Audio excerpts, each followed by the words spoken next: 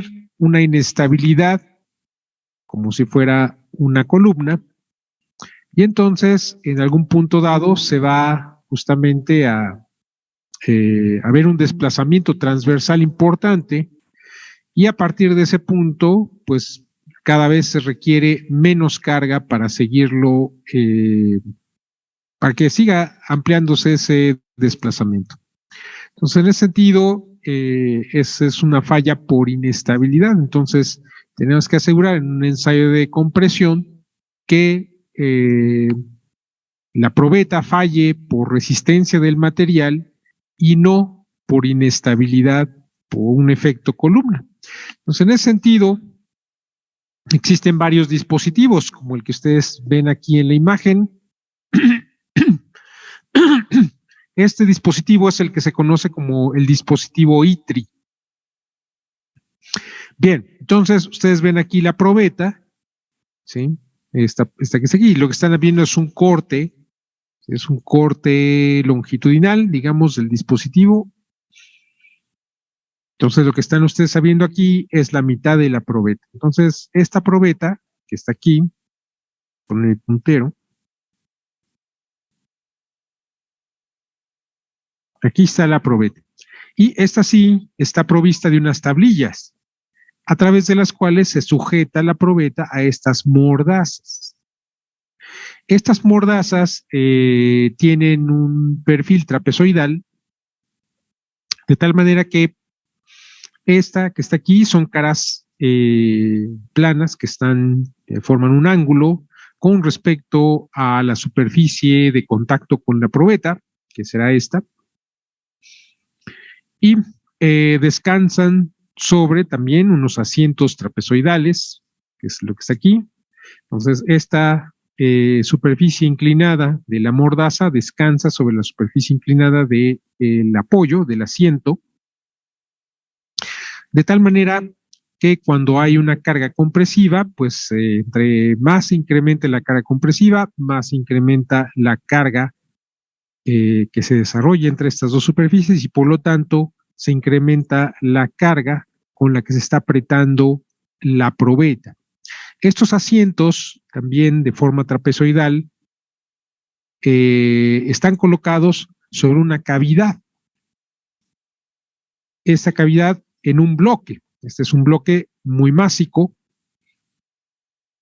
y dentro de ese se genera esta cavidad que está aquí, donde se colocan justamente los asientos trapezoidales, y en donde también va a descansar una buena parte de las mordazas que están sujetando la probeta. Además, estos bloques tienen unos agujeros. El de abajo tiene unos agujeros ciegos por los que, donde se colocan estas barras.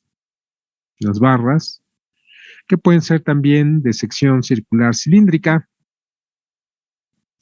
Bien, y por la parte de arriba tenemos otro bloque semejante, ¿sí?, de las mismas características de la cavidad, y esa cavidad sirve para alojar a los asientos trapezoidales, que a su vez van a interactuar con las mordazas de la parte superior, pero a diferencia del bloque inferior, el bloque superior no tiene los agujeros ciegos, tiene los agujeros, digamos, pasados.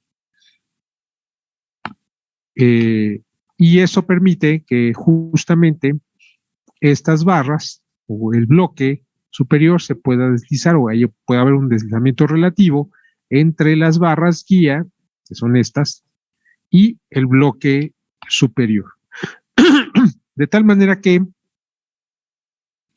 este dispositivo se coloca en la máquina de ensayos mecánicos. La máquina de ensayos mecánicos se configura como para hacer un ensayo de compresión, de tal manera que este dispositivo se coloca entre los platos de compresión de la máquina de ensayos mecánicos, y en este caso por arriba el plato de compresión superior pues va a estar en contacto con esta cara del bloque superior, y al haber este espacio aquí pues eso asegura que la carga que se está aplicando, que está pasando a través del plato de compresión, pues está pasando íntegramente a el bloque superior, a su vez está transmitiendo la carga a los asientos trapezoidales y estos a su vez están transmitiendo la carga a las mordazas superiores y a su vez le transfieren la carga a la probeta y esta a su vez en la parte inferior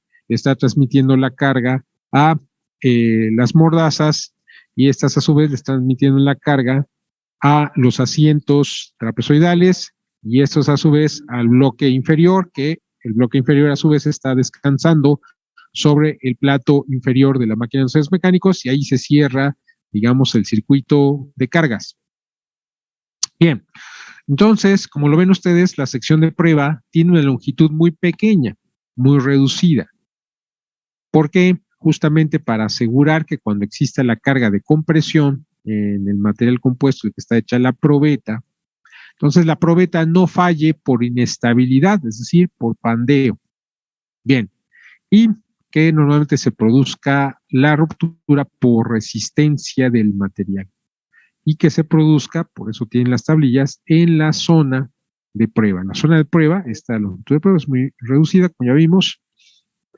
Bien, entonces ese es el funcionamiento de este dispositivo ITRI. ¿Dudas? Ahora, eso está en pulgadas. Aquí ven, está directamente tomado de la norma, entonces aquí son 4 pulgadas y 7 pulgadas. Entonces es bastante voluminoso el dispositivo en comparación con el tamaño de la probeta. Obviamente estas barras guías lo que sirven es que limitan el desplazamiento lateral. ¿Por qué es importante limitar el desplazamiento lateral? Porque un desplazamiento lateral puede inducir justamente una inestabilidad por el efecto de columna, se puede producir el pandeo, entonces limitando ese desplazamiento lateral, desplazamiento transversal, digamos, relativo entre el bloque superior y el bloque inferior, entonces se minimiza el riesgo de que pueda haber una inestabilidad. Y entonces, pues se asegura que la probeta va a fallar por resistencia del material y no por inestabilidad. Bien, pues vamos a ver otro dispositivo para hacer ensayos de compresión. Este que está aquí. Este es el dispositivo Celanese. Entonces, es una probeta muy parecida a esta. Aquí también estamos viendo un corte longitudinal. Entonces, aquí tenemos la probeta que tiene sus tablillas pegadas en los extremos. Entonces, lo que estamos viendo aquí, pues es una mitad, o lo correspondiente, una mitad de la probeta. También la probeta está en corte longitudinal. Bien, a diferencia del dispositivo ITRI, aquí la probeta está sujeta por unas mordazas que tienen una forma de media caña. ¿Sí? Entonces, esa media caña, pues por un lado tiene una parte plana, que es donde que va a estar en contacto con la probeta, y por el otro lado tiene una superficie cónica. O sea, que está aquí. Esta superficie cónica descansa sobre un asiento que tiene practicado un agujero que es cónico, como lo ven ustedes aquí. Entonces, el cono del asiento, pues, corresponde al cono de la superficie, la redundancia cónica de las mordazas, que es el mismo cono, nada más que, obviamente, de signo contrario. Y eso se presenta en ambos, tanto en la parte superior como en la parte inferior. Ahora, todo este arreglo está contenido porque estos asientos tienen una forma externa que es un cilindro, es un cilindro, una superficie cilíndrica externa, y al centro tiene un agujero, el agujero cónico, en donde descansan justamente las mordazas. Bien, entonces todo este conjunto está dentro de un tubo. Este que ustedes ven aquí, que se ve aquí, pues es un tubo. Este tubo está conteniendo al conjunto de sujeción superior y al conjunto de sujeción inferior. ¿Sí? Bien, entonces este es un tubo. Este tubo hace las funciones justamente que hacía en el dispositivo anterior las barras guía. Estas barras guía, o sea, se evitan el desplazamiento lateral, desplazamiento transversal con respecto al eje axial de la probeta, y este tubo, en donde está metido todo el conjunto de sujeción, pues hace las mismas funciones, es decir, limita el desplazamiento lateral, o sea, minimiza el desplazamiento lateral de tal manera que se asegure que la probeta no falle por inestabilidad, sino por resistencia del material. Entonces, la zona de prueba, como ustedes están viendo aquí, es pequeña en comparación con la longitud de la probeta. Es el mismo caso que la probeta para el ensayo ITRI o dispositivo ITRI. Sí, ahora bien, igual, la máquina de ensayos mecánicos se configura como un ensayo de compresión, de tal manera que este dispositivo se coloca entre los platos de compresión. Ahora, para que esto sea efectivo, entonces debe haber este espacio aquí entre las mordazas, aquí en el conjunto superior, también en el conjunto inferior. Debe haber un espacio aquí en el fondo, ¿sí? Entre la parte superior de las mordazas y la superficie en donde termina el asiento cónico en este caso. ¿Para qué? Pues obviamente el plato de compresión va a estar apoyado en esta superficie. Si este espacio no existiera, pues entonces no se puede asegurar el apriete. O sea, aquí al plato de compresión estará apoyado sobre esta superficie. Entonces, entre más carga de compresión haya, pues entonces interactúa con esta superficie cónica y lo que se produce es una mayor carga de apriete o de sujeción de la probeta. Si el plato de compresión descansara aquí directamente, pues entonces no se puede asegurar el apriete. Por eso es importante este espacio. Este espacio también existe en la parte de abajo, pues es un arreglo igual, es el mismo arreglo, entonces debe haber aquí este pequeño espacio. Y además, entre esta parte, esta superficie del apoyo cónico y esta superficie del tubo externo, el que está envolviendo todo, debe haber también un espacio. ¿Para qué? Porque si el plato de compresión está descansando sobre esta superficie, entonces debe haber esta distancia. Si esta distancia no existiera, entonces podría ser que el plato de compresión se estuviera apoyando sobre el tubo y entonces no sabrían ustedes cuánto es la carga que en realidad está pasando a través de la probeta. Porque una parte estaría pasando a través del tubo y otra parte a través de la probeta. Entonces no habría habría una incertidumbre muy grande de cuánto es la carga que estaría pasando a través de la probeta, lo cual pues es muy perjudicial para el ensayo. Entonces, asegurando esta distancia, este espacio, la distancia que hay entre esta superficie y esta superficie, entonces se asegura que la carga que está pasando o que está transfiriendo el plato de compresión de la máquina de ensayos mecánicos, pues es la carga que estaría pasando a través de la probeta. Y entonces, asegurando eso, pues la información que esté arrojando la celda de carga de la máquina, pues estaría indicando justamente la fuerza que está pasando a través de la probeta. ¿Sí se entiende? ¿Dudas? Bien, ahora, este dispositivo aquí en la zona de prueba, en el tubo, pues es un tubo, tiene una ventana. Aquí no se ve la ventana porque está del otro lado. ¿Para qué sirve esa ventana? Bueno, pues obviamente para que se pueda observar la zona de prueba de la probeta, pero también porque si ustedes instrumentan esta zona instrumental, o sea, le ponen algunos sensores, como por ejemplo las galgas extensométricas, pues entonces por algún lado tienen que sacar los cables. Bueno, pues entonces por esa ventana ustedes podrían sacar los cables. Si no existiera esa ventana, pues entonces no podrían instrumentar la probeta porque no tendrían por dónde sacar los cables de esa instrumentación. Bien, ¿dudas hasta aquí? Entonces, estas cuotas que están aquí, pues están expresadas en esa norma y miren, son 2.5 pulgadas. O sea, es bastante, ¿no?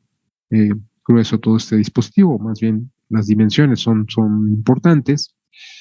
Tal vez no tan grande como el dispositivo ITRI, pero sí del mismo orden de magnitud. O sea, 2.5 pulgadas, pues serán como, ¿qué? 60 y tantos milímetros, 62 milímetros, 63 milímetros. Y aquí tenemos 5 pulgadas y media. O sea, 5 por, ¿qué? Sí, 5 por 25, pues son aproximadamente 125 más media pulgada, pues son como unos 130 y tantos milímetros. Entonces, más o menos para que se den una idea la dimensión de este dispositivo. Ok, ¿dudas hasta aquí? ¿No hay dudas? Bueno, está este otro ensayo que básicamente no es para materiales compuestos de altas prestaciones, ¿no? Este es más bien para materiales compuestos de una baja fracción volumétrica de refuerzo o de materiales, sobre todo poliméricos, que pueden estar o tienen algo de refuerzo, por ejemplo, con fibras cortas omnidireccionales o con partículas. Entonces, la probeta es la que está más oscura, que está al interior. Entonces, esa probeta está limitado su desplazamiento lateral por estas placas que están aquí. Si se fijan ustedes, la probeta tiene una forma de hueso, ¿sí? Tiene una sección reducida aquí y tiene una sección más grande acá. Estas placas que tienen forma de doble cruz tienen unos agujeros, por lo que aquí esos agujeros, bueno, obviamente entre las dos placas coinciden las posiciones de los agujeros, por los cuales se puede pasar sujetador mecánico, por ejemplo un tornillo, y eso va a limitar justamente, o va a hacer una interacción conjunta con la probeta para limitar el desplazamiento lateral. Por otro lado, en la zona de contacto con la probeta, estas placas tienen unos surcos, ¿lo ven? Corren a lo largo de esta plaquita y eso hace que se minimice el contacto, la superficie de contacto entre esta placa y la probeta. Entonces la probeta, como tiene forma de hueso, aquí en los extremos tiene una parte plana. Esto es para que aquí descanse justamente el plato de compresión de la máquina de ensayos mecánicos. Por la parte de abajo, pues igual. Obviamente debe haber un espacio, una distancia entre esta superficie y esta superficie para que se asegure que la carga que está pasando a través de los platos de compresión está transmitiéndose a la probeta y no a estas placas. Bien, pero bueno, como les digo, no es este ensayo para materiales compuestos con una fracción volumétrica de refuerzo elevada, sino más bien para materiales poliméricos o también para materiales compuestos de una baja fracción volumétrica de refuerzo que normalmente estén reforzados por partículas o por fibras cortas omnidireccionales. Bien, pero existe también este ensayo. Ahora, vamos a ver otros casos de ensayo de tensión. Aquí tenemos esta probeta. Esta probeta es una viga y es un material sándwich. Es decir, aquí tenemos el núcleo de este sándwich, es un material celular, del tipo panal de abeja. Y tenemos las cubiertas. La cubierta inferior es el material de prueba, está hecha con el material que se quiere caracterizar. Y la cubierta superior, pues es de otro material, ese es el que no se quiere caracterizar. Bien, entonces esta probeta tiene aquí unas placas metálicas en donde van a descansar unos rodillos, estos rodillos que están aquí, 4. Y la máquina de ensayos mecánicos se configura como un ensayo de flexión en 4 puntos. Serían los 4 puntos. ¿Sí? Y lo que se produce, obviamente, cuando empieza a haber una carga transmitida por la máquina de ensayos mecánicos a esta probeta, entonces esta probeta pues se transforma o funciona como una viga.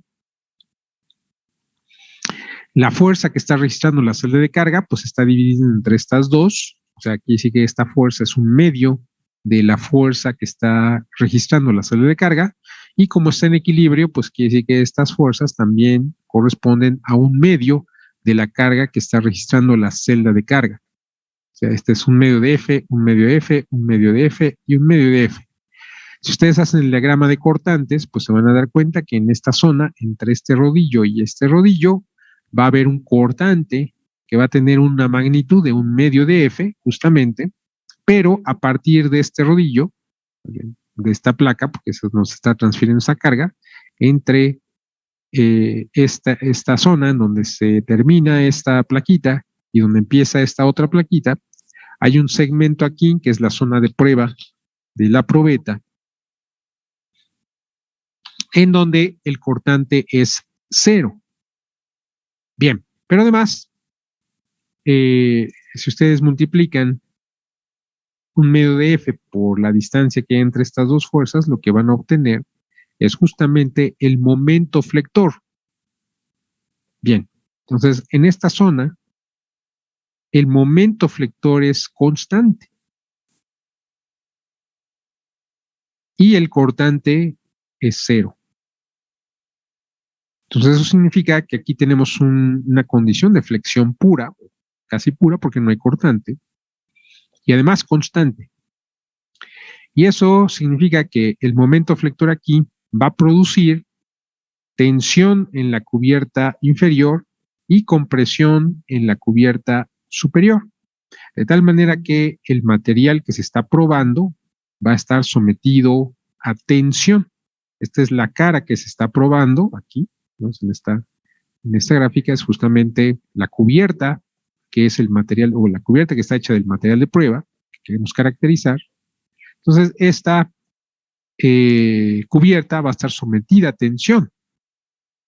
Aquí se le coloca una galga extensométrica, por lo tanto vamos a tener información de la deformación y también a partir del momento flector, el momento flector pues va a generar un par de fuerzas.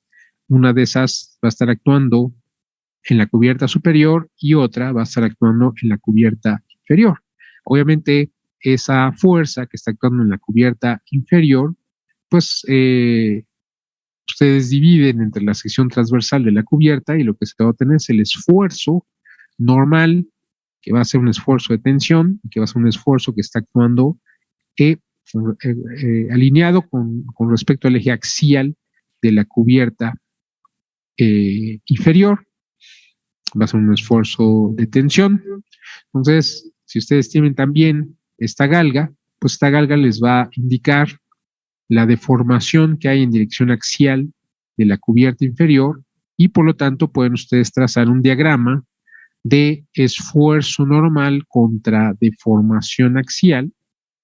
Si las fibras corren en dirección axial de la cubierta inferior, entonces va a ser un diagrama sigma L contra epsilon L. Si las fibras corren en dirección transversal, como está aquí, ¿sí? Entonces lo que van a obtener es un diagrama de esfuerzo sigma T contra epsilon T. Y entonces ustedes podrán obtener también el módulo de elasticidad en T. Si las fibras corren en dirección axial, pues entonces lo que van a obtener es sigma L contra epsilon L y por lo tanto de ahí pueden obtener el módulo de elasticidad en L. También podrían obtener las propiedades de resistencia, sigma L máximo en tensión o sigma T máximo en tensión. Bien, Esta es otra manera de hacer un ensayo de tensión. Bien, ¿dudas hasta aquí? Bueno, creo que ya repasamos prácticamente todos los ensayos mecánicos.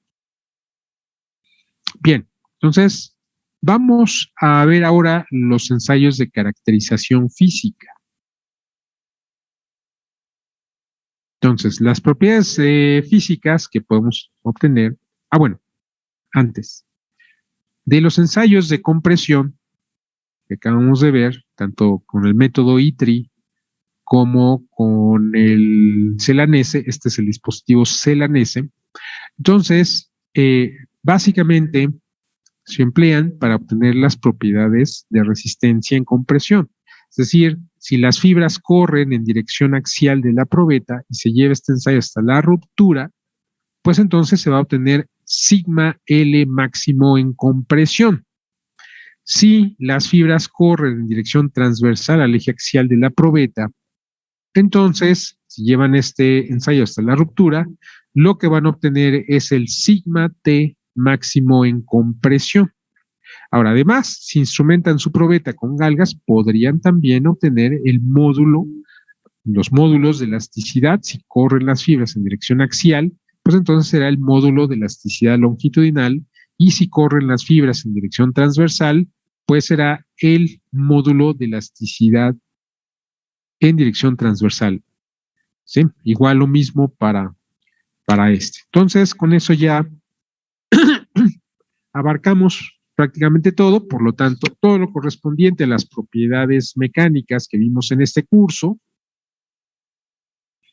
Las propiedades mecánicas que vimos en este curso, pues son estas propiedades elásticas y estas propiedades de resistencia. Entonces, con lo que acabamos de ver, pues ya saben cómo obtener todas estas propiedades. Ahora, nos va a hacer falta cómo obtener las propiedades físicas, que eso es lo que vamos a ver enseguida. Bien, estas propiedades físicas, pues va a ser la densidad, va a ser las fracciones volumétricas de refuerzo matriz y poros. Bien, ¿dudas hasta aquí? ¿No hay dudas? Bueno, entonces vamos a empezar por las propiedades físicas, que va a ser la densidad. Ustedes tienen, o de la práctica de ayer, pues se van a cortar probetas. Unas de ellas, las más pequeñas, van a ser para caracterización física, es decir, para medir densidad y fracciones volumétricas. Bien. Entonces, esas probetas, si se fijan, a ver, aproximadamente va a ser 0.2 por 6, 0.26, 2 por 6, 12. Va a ser como de 1.2 milímetros. Su probeta va a tener de espesor como 1.2 milímetros, va a tener de ancho 25 milímetros y va a tener de longitud como 30 milímetros. Es una probeta relativamente pequeña. Bien, si yo quisiera medir la densidad, pues entonces ustedes podrían decir fácilmente, pues bueno, peso esa probeta, una balanza, y tengo la masa de la probeta, y después por una técnica de metrología dimensional, por ejemplo, pues mido el espesor en varios lugares, ¿no? Con un micrómetro, y también mido el ancho y mido la longitud en varios puntos, y entonces puedo sacar un volumen promedio. Y entonces, pues dividir, digamos, la masa entre el volumen y obtendríamos la densidad. Bien, nada más que ese método no es muy preciso. ¿Por qué? Porque no toma en cuenta los errores de forma, los errores geométricos que pueda tener, porque estamos basando únicamente en metrología dimensional. Para subsanar esa deficiencia, uno de esos métodos que se emplean es un método hidrostático, ¿sí? Que se basa en el principio de Arquímedes. Justamente Arquímedes, dice la leyenda, que en la antigua Grecia pues pudo identificar que una corona pues no era de oro sólido, ¿no? Y pudo diferenciarla de otra que sí lo era, a partir justamente de su principio, ¿no? Bien, ese principio, ¿qué dice? Pregunta.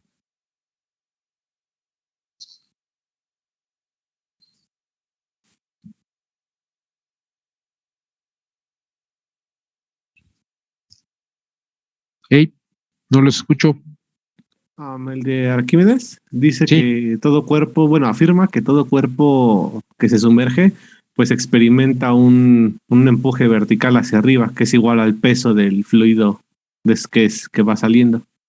Bueno, no que va saliendo, desplazado, que es Desplazado, diferente. perdón. Hay un mito por ahí, ¿no? O sea, bueno, el mito es justamente que el señor Arquímedes, ¿no? Estaba bañando en una bañera y que se metió y que se derramó el agua y por eso, ¿no? Bueno, ese es un mito, ¿no? O sea, lo que se conoce como el fluido desplazado no es el fluido que está, claro, en principio sí, ustedes tuvieron una bañera y la ponen al ras, ustedes se meten y pues ese sería el fluido desplazado. Pero vamos a suponer que no se derrama ningún fluido y ustedes se meten a la bañera, de todas maneras habría un fluido desplazado. Entonces el término de fluido desplazado no tiene que ver con nada con el fluido derramado. ¿Sí? Entonces su compañero dice bien, pues el principio de Arquímedes dice que el empuje hidrostático que va a recibir un cuerpo al sumergirse en un fluido, pues va a ser igual al peso del fluido desplazado. ¿Qué significa el fluido desplazado? Obviamente, el volumen que se está metiendo, introduciendo al fluido, pues es un volumen equivalente de fluido que se está desplazando. Ese es el concepto, pues es el verdadero concepto de lo que se conoce como el fluido desplazado. No confundir con el fluido derramado, que no tiene nada que ver. Bien, ok. Entonces, bien, vamos a ocupar ¿por qué este fluido? O sea, si nosotros tuviéramos una forma, una probeta, no tan regular como las probetas que ustedes van a ensayar, sino una forma muy irregular. Por una técnica de metrología dimensional sería prácticamente imposible reconstruir toda la forma y medir correctamente el volumen, porque de todas maneras, aunque fuera una máquina de coordenadas, entonces esa forma pues estaría muestreada. No estaríamos tomando la medición global, pero por el método hidrostático sí podemos tomar cualquier forma. ¿Por qué? Porque se basa en medir el peso del fluido desplazado. Entonces, independientemente de qué forma tenga la probeta, va a desplazar un fluido y lo que vamos a medir pues, es justamente el peso del fluido desplazado. ¿Por qué? Porque justamente eso va a corresponder al empuje hidrostático. ¿Sí se entiende? O sea, o al revés, más bien, perdón. Lo que vamos a medir, ¿sí?, es cuánto es lo que se recibe de empuje hidrostático.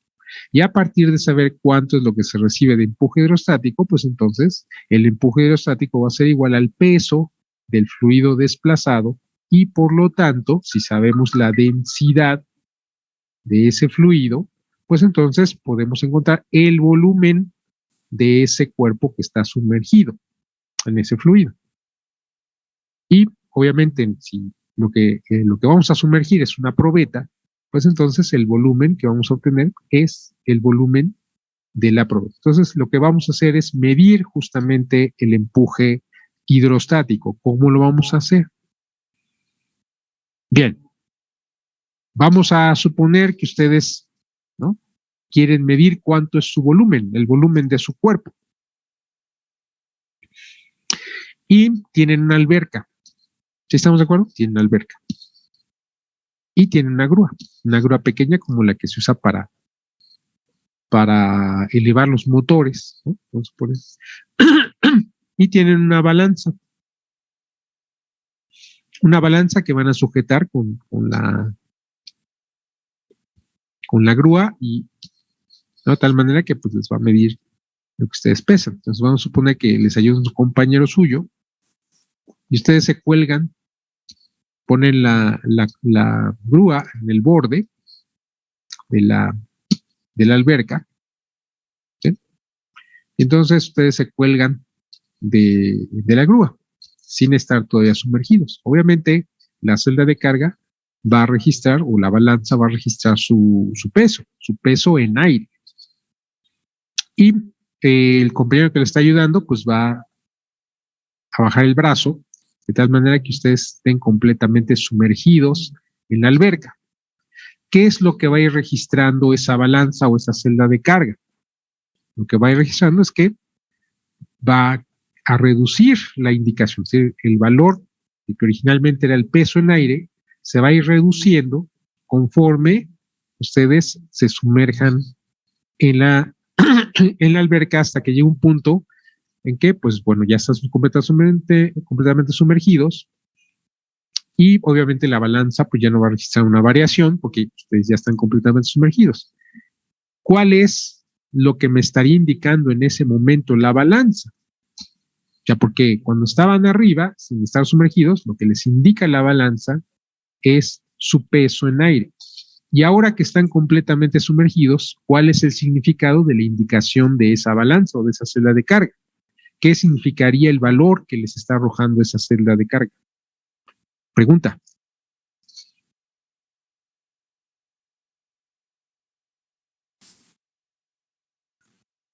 La fuerza ascendente, bueno, lo que, No. ¿no? O sea, ¿qué es lo que pasó? O sea, ¿por qué se fue reduciendo la indicación, el valor indicado por la balanza, por la celda de carga? ¿Por qué se fue reduciendo? Porque cambiamos de medio, ¿no? Por eso, a ver, ya explicamos el principio de Arquímedes. Explíquenme en términos del principio de Arquímedes, ¿por qué se está reduciendo la indicación de la balanza conforme ustedes se están sumergiendo en el agua?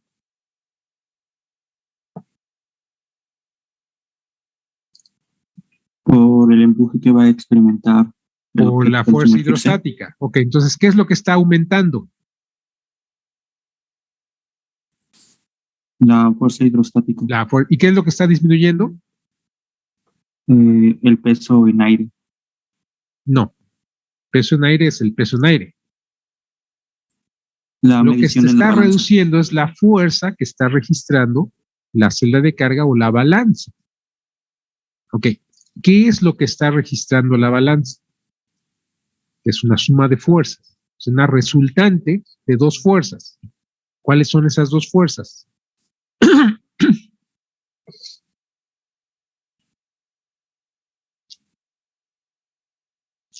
O sea, ¿su masa está cambiando? No. No.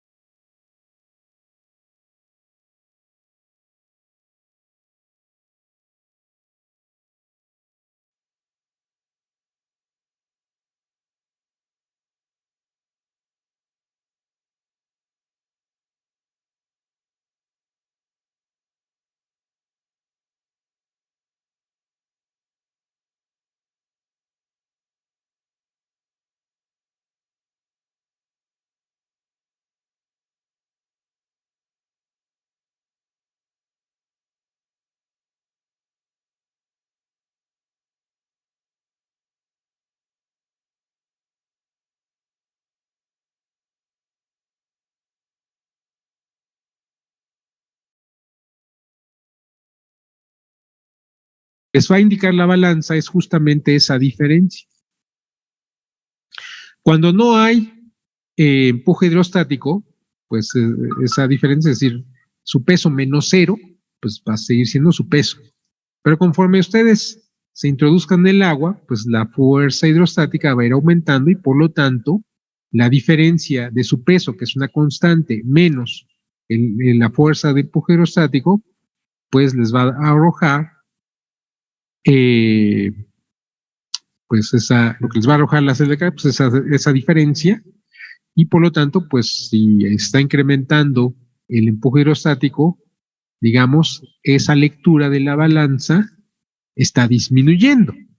A esa diferencia se le conoce como el peso aparente. ¿Sí? Entonces, lo que le está indicando su balanza es el peso aparente.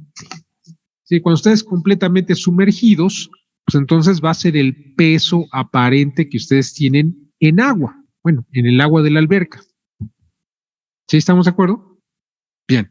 Entonces, quiere decir que si ustedes registran su peso primero antes de que estén sumergidos, es decir, el peso en aire, y después registran su peso aparente en agua cuando están completamente sumergidos, ¿sí?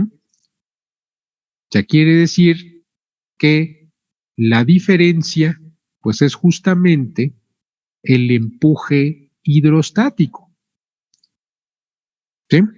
Entonces, si ustedes, el empuje hidrostático por el principio de Arquímedes que dijo su compañero al principio, dice que entonces, si ya conocen ustedes el empuje hidrostático, pues entonces ese empuje hidrostático va a ser igual al peso del fluido desplazado. O sea, no se está derramando nada de agua de la alberca, ¿eh? No crean ese chiste, ¿no? O sea, es el peso que se está desplazando, ¿sí?, de agua.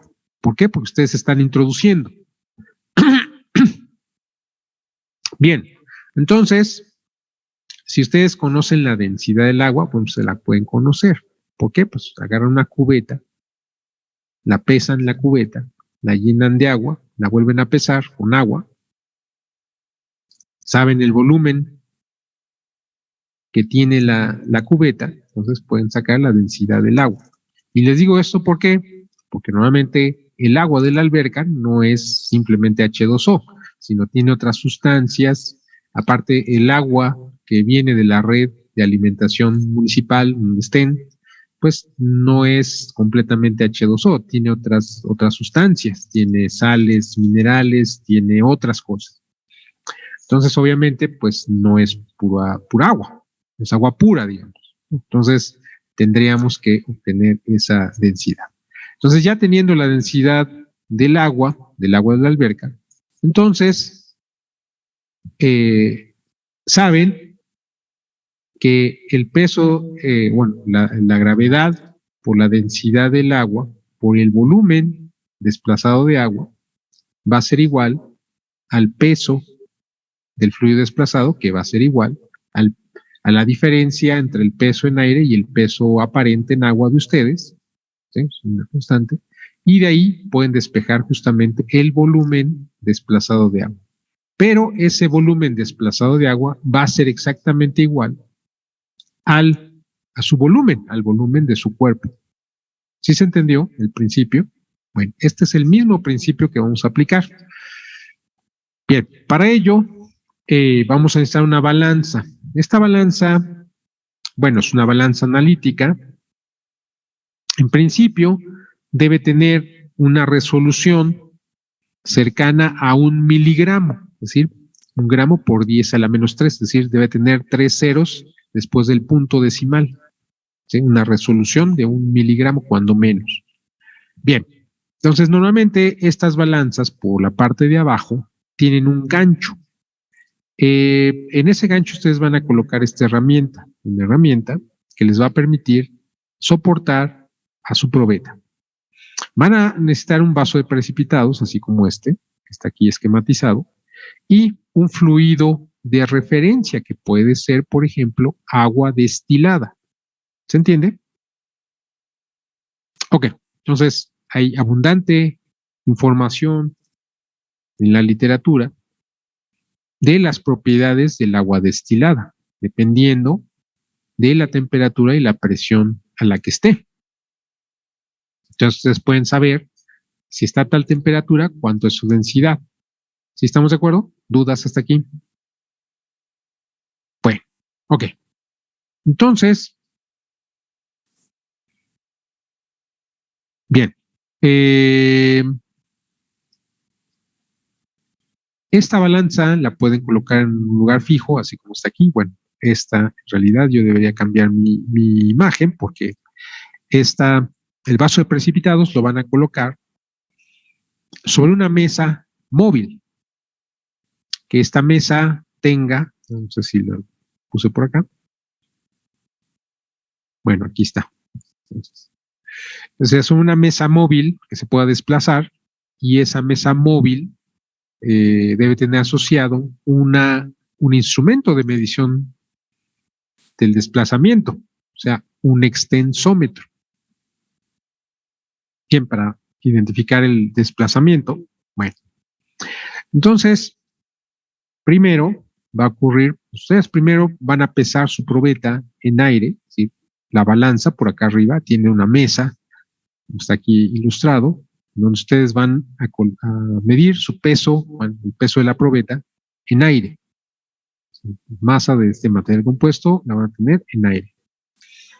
Después, este vaso de precipitados, como les dije, lo colocan sobre una mesa móvil que tenga asociado una indicación de desplazamiento. Bien, ustedes van a colocar su vaso de precipitados, van a estar colocada su herramienta para que soporte su probeta, las que ahorita todavía no la colocan. Van a desplazar la mesa donde esté el vaso de precipitados de tal manera que se sumerja la herramienta una distancia razonable para que la probeta, cuando esté aquí apoyada, esté completamente sumergida. Bien, y van a registrar esta distancia, es decir, esta Z de referencia. Después, entonces, y ahí van a tarar su balanza, es decir, esta herramienta, una parte de esta herramienta, pues va a estar sumergida y por lo tanto también está recibiendo un empuje hidrostático. Esta herramienta también está colocada sobre o está enganchada al gancho que tiene ya dispuesto esta balanza y por lo tanto pues va a registrar también su peso.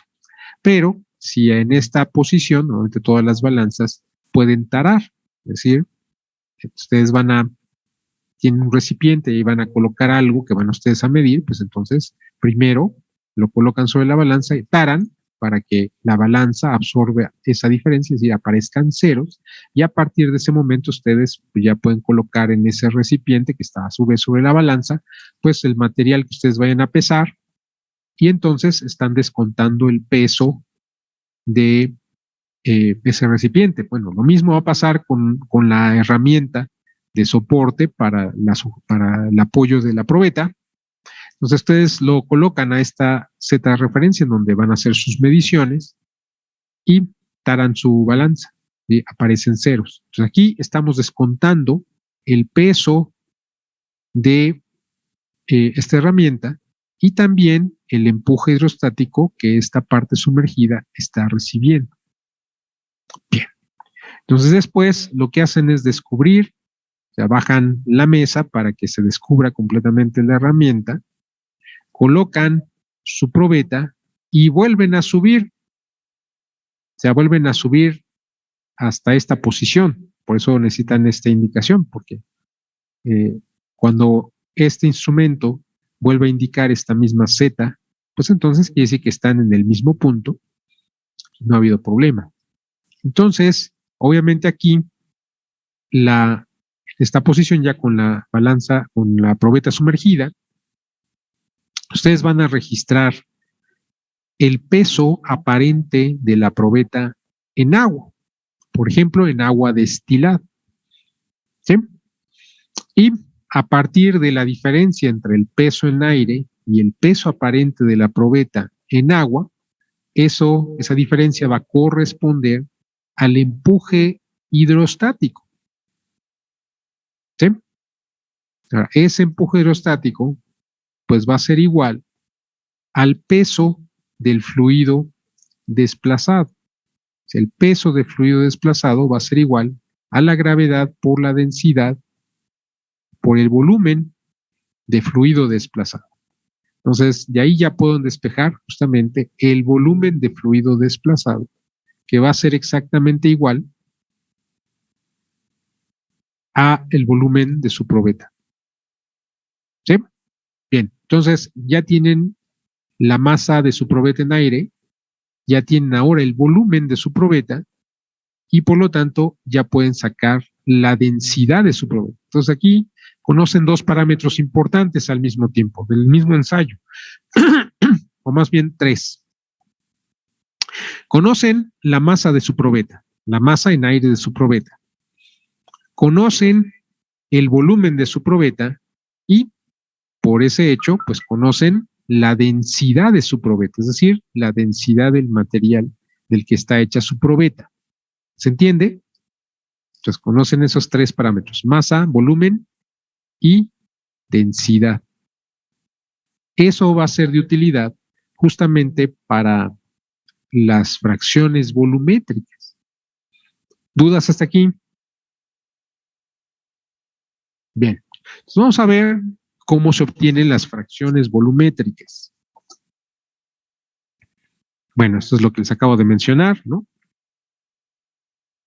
Bueno, y sacan, obviamente, la densidad. Entonces, los parámetros que vamos a sacar aquí, pues va a ser, bueno, la masa de la probeta en aire, el volumen de la probeta y la densidad de la probeta. Bien, vamos a ver cómo hacer la caracterización de las fracciones volumétricas. Bien. Uno de los métodos que existen es este que está representado esquemáticamente aquí, que se le conoce como el método de calcinación.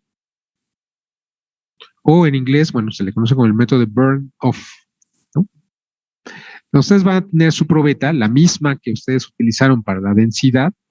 Ya, esta probeta previamente ya le midieron su masa, su volumen, y por lo tanto saben su densidad. ¿Sí estamos de acuerdo? O sea, esta probeta que está aquí esquematizada, pues es la misma que ustedes utilizaron para obtener la densidad. Entonces ya tienen esa densidad, ya tienen el volumen de la probeta y tienen la masa de la probeta. Bien, entonces esta probeta la meten a este crisol. Claro, no es cualquier crisol, es un crisol que a una temperatura, vamos a suponer, de unos 500 grados o 450 grados, no tenga variaciones de masa. Y no es que el crisol sufra variaciones de masa, sino que si el crisol es relativamente poroso, es un material poroso, entonces conforme pasa el tiempo, pues va a ir absorbiendo o se va a quedar una parte de la humedad del aire, se va a ir acumulando en esos poros. Cuando ustedes pesan el crisol a temperatura ambiente después de mucho tiempo, pues va a tener un peso. Y después si lo meten al horno a 500 grados, pues se le va a ir toda la humedad. Y después cuando lo vuelvan a pesar, pues va a tener otro peso. Pero no es que esté cambiando la masa del crisol, sino es que por el tipo de material, pues puede estar absorbiendo humedad. Entonces, es un crisol que no tenga esas variaciones. Es decir, ustedes primero prueban que esos crisoles que vayan a utilizar, pues no sufran esas variaciones. Bien. Entonces, esa probeta la meten en el crisol. Obviamente, ustedes ya previamente sacaron la masa de esa probeta en aire. Ya sacaron su volumen. Bien. Entonces, la probeta dentro del crisol la van a pesar otra vez. Entonces aquí tienen la masa de la probeta y el crisol. Ya, esto que está aquí. Bien, después la probeta dentro del crisol, el crisol con la probeta, lo van a meter a un horno a una temperatura que va entre 450 y 500 grados. ¿Para qué? Porque la matriz, que es una matriz polimérica, pues obviamente con el oxígeno va a haber una reacción de combustión, pero como estamos a una temperatura relativamente alta, pues entonces esa reacción va a ser prácticamente, es completa. Es decir, toda la matriz va a reaccionar con el oxígeno y se va a quedar solo el refuerzo. Claro, este método funciona siempre y cuando al refuerzo a 500 grados no le pase nada. Por ejemplo, ustedes tienen una probeta con un refuerzo, por ejemplo, de vidrio. El vidrio a 500 grados no le pasa nada. Para que le empiece a pasar, pues tiene que ser arriba de los 600 grados. Entonces puede ser que haya una transformación, si acuérdense sus diagramas tiempo, temperatura, transformación, pues el vidrio obviamente pues no va a ser la excepción, va a haber un diagrama tiempo, temperatura, transformación para el vidrio y entonces se va a empezar a transformar a una temperatura pues relativamente más elevada. Pero a 500 grados al vidrio no le va a pasar nada. Por lo tanto, podemos asegurar que al vidrio no se va a alterar. Pero la matriz polimérica que está envolviendo al refuerzo, sí, se va a ir. Bueno, más bien no se va a ir. Va a reaccionar con el oxígeno y resultado de esa reacción se van a producir gases que esos se van a liberar. Bien, y al final, después de unas 2 horas, van a ustedes tener el crisol con el puro refuerzo. Bien, obviamente hay que esperar a que se enfríe porque pues, no podemos, el crisol caliente lo ponemos sobre la balanza y pues nos las va a dañar. Entonces vamos a tener que esperar un poco, ¿para qué? Para que se enfríe.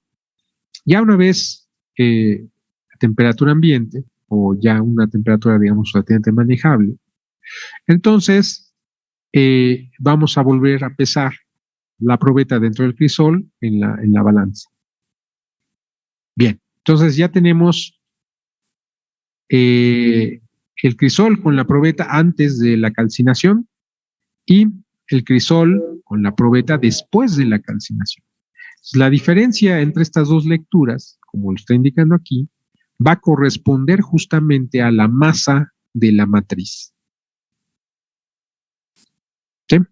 Ahora, como ustedes ya previamente pesaron su probeta en aire, entonces ya saben el peso de la probeta en aire. Por lo tanto, al peso de la probeta en aire menos el peso de la resina, que ya se fue de la matriz, lo que van a obtener es la masa del refuerzo o el peso del refuerzo.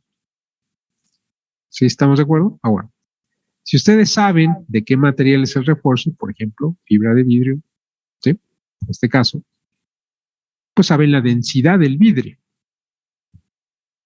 Si previamente ustedes hicieron un método hidrostático y midieron la densidad de su matriz, pues entonces saben la densidad de su matriz.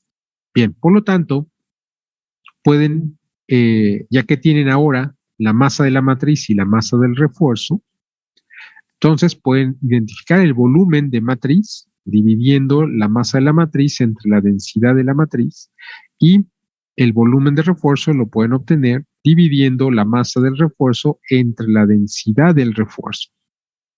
Ahora ya van a tener la densidad de la matriz, perdón, el volumen de matriz y el volumen de refuerzo. Ustedes saben que el volumen de su probeta, una parte va a ser el volumen de refuerzo, otra parte va a ser el volumen de matriz y otra parte va a ser el volumen de poros. ¿Sí?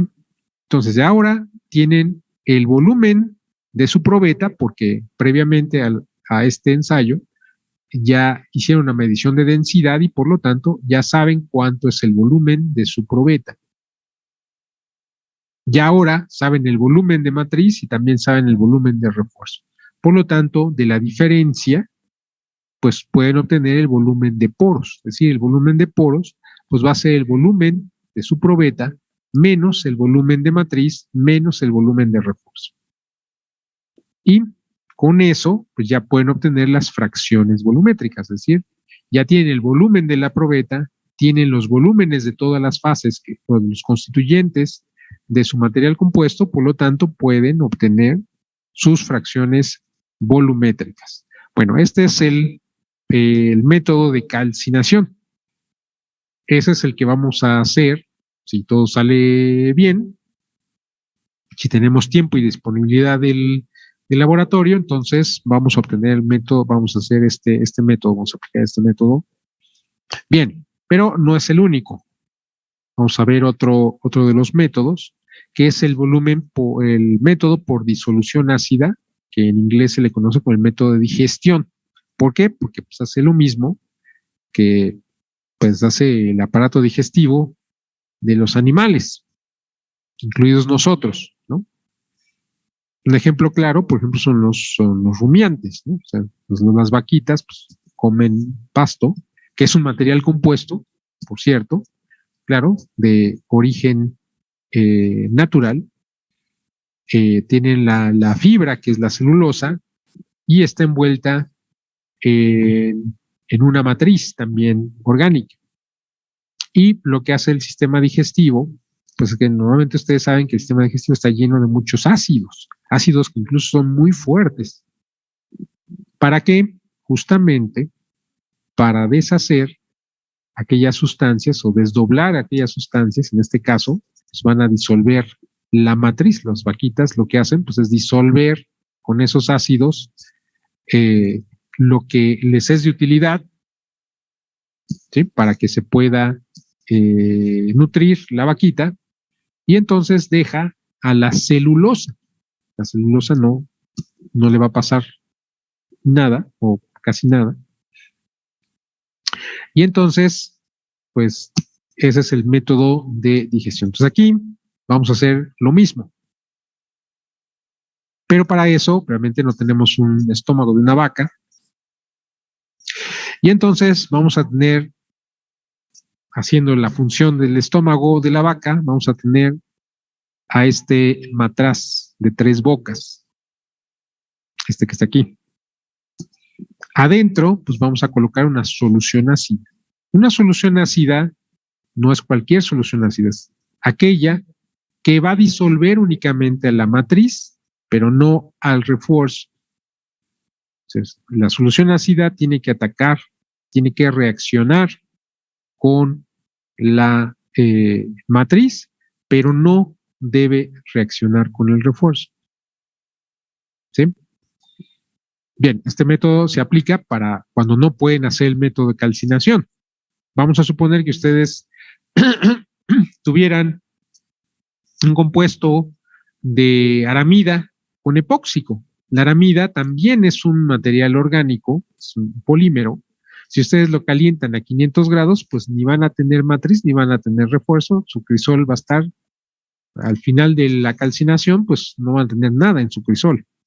Entonces, ese método pues no se puede aplicar para este tipo de materiales compuestos. Inclusive tampoco con la fibra de carbono, porque es posible que la fibra de carbono sí sufra alguna alteración a 500 grados, por ejemplo.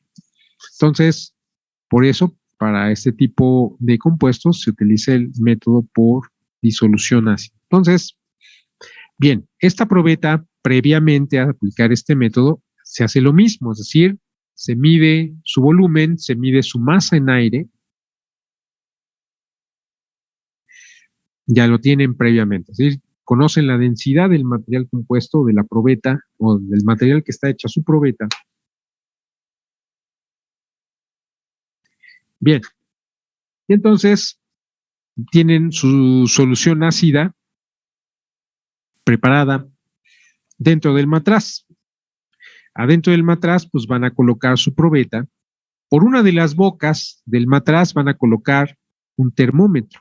¿Por qué? Porque la reacción de digestión o de disolución ácida, pues se tiene que llevar a una cierta temperatura. Abajo de esa temperatura, pues tal vez la reacción no se lleva a cabo, y superior a esa temperatura es posible que no se dañe la probeta o lo que ustedes esperan del ensayo.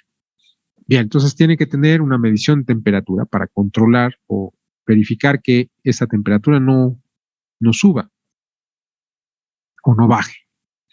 Bien, por otra de las bocas del matraz van a tener que es un condensador de reflujos. ¿Por qué? Porque todo este material es un material de laboratorio, ¿sí? La mayor parte de esos materiales de laboratorio es de vidrio. Cuando ustedes calienten esta solución, para eso tienen un baño de agua y tienen una placa calefactora, o sea, se requiere calentar, llevar esta solución a un determinado, a una determinada temperatura. Si eso estuviera tapado aquí, pues entonces la presión de todos estos fluidos y todos los vapores y los gases que se van a generar aquí, pues entonces haría que todo esto estallara. Pero como esta es una solución ácida, pues no se pueden dar el lujo de que esto estalle, porque entonces causaría un accidente. Bien, por eso esta boca tiene este condensador de flujos y acá está abierto, digamos, a la atmósfera. ¿Para qué? Para que no se pueda acumular una presión. Ahora, como aquí hay una solución ácida con pues, estas sustancias que son dañinas, y lo van a calentar, pues entonces aquí se va a desprender vapores ácidos tóxicos. Bien, entonces, si este no tuviera este condensador de flujos, pues todos esos vapores ácidos que son tóxicos, pues se dispersarían en la atmósfera. Bien, entonces para evitar eso se coloca este condensador de flujos. ¿Para qué? Pues obviamente estos vapores se van a ir condensando aquí en estas paredes. Y claro, no pueden impedir que acá esté abierto, es decir, parte de esos vapores pues sí se van a ir por aquí, pero la mayor parte se va a permanecer aquí. Entonces este es un tubo, tiene un canal interno que tiene esta forma con estos lóbulos y tiene una camisa, por esta camisa fluye agua.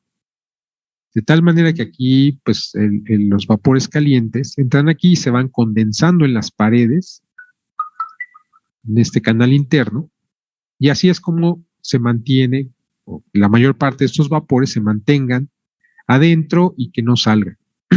Obviamente no se puede impedir que algunos vapores sí van a salir. Bien, por la tercera boca van a colocar una pipeta, pero no es la pipeta con la que ustedes utilizaban en la secundaria o en la vocacional, ¿no? Con así alargada y que con el dedo arriba, ¿no? Para sacar una sustancia, no. Es más bien como un recipiente esbelto, que en la parte de abajo tiene una válvula, esta que está aquí. Y aquí van a colocar agua oxigenada. ¿Para qué? Bueno, esta agua tiene dos fines. Primero, una vez que se termine la reacción de disolución ácida, ustedes abren el agua oxigenada y esa agua oxigenada va a neutralizar la solución ácida. ¿Sí?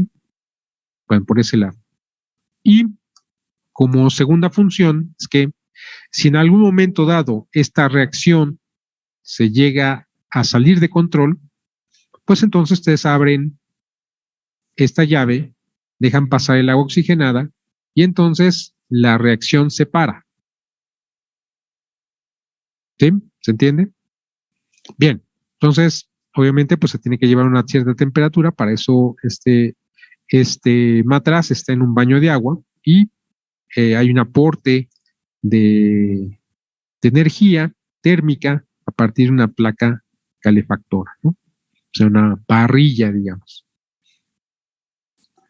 Bien, entonces, esta probeta que está aquí, previamente ustedes ya conocen su masa y su volumen. Entonces la colocan dentro del matraz y ahí toda la matriz pues va a reaccionar con esta solución ácida y se va a quedar el refuerzo. Nada más que aquí esto está líquido, o sea, todas estas soluciones son líquido, una solución líquida, y por efecto de la temperatura, pues va a haber corrientes convectivas.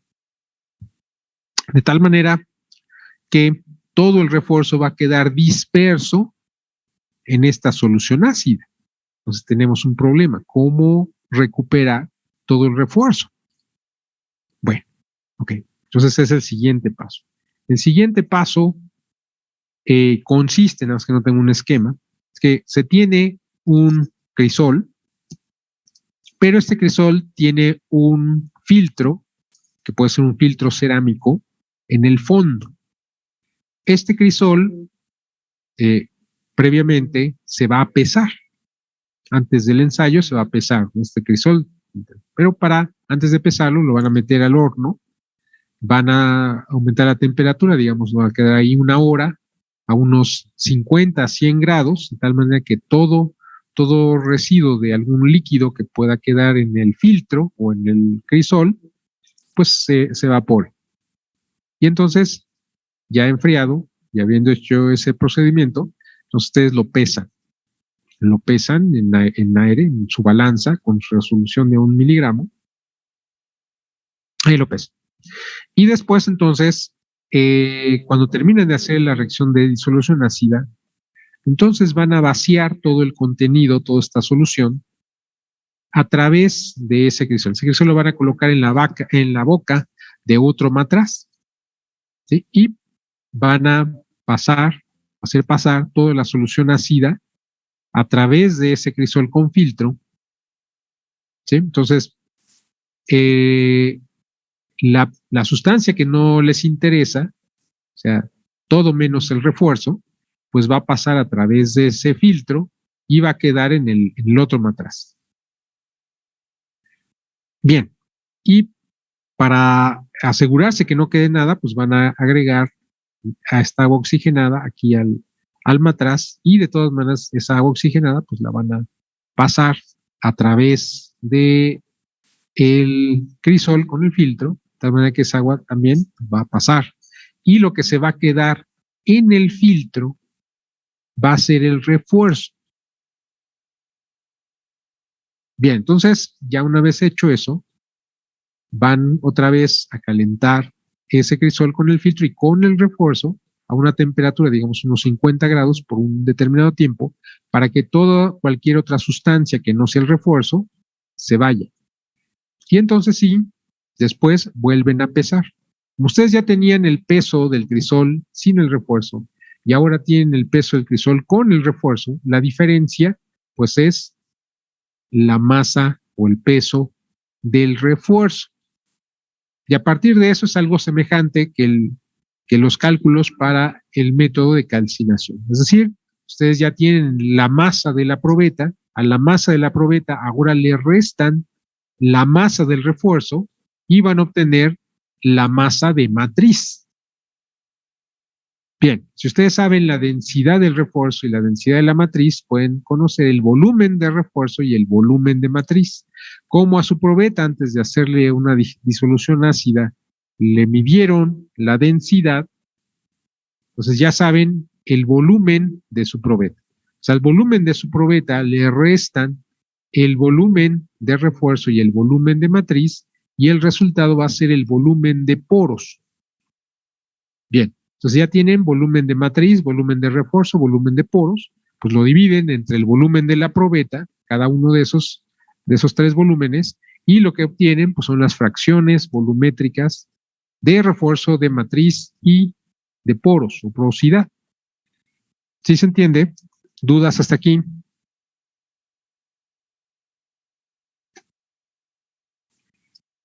¿Dudas? ¿No hay dudas?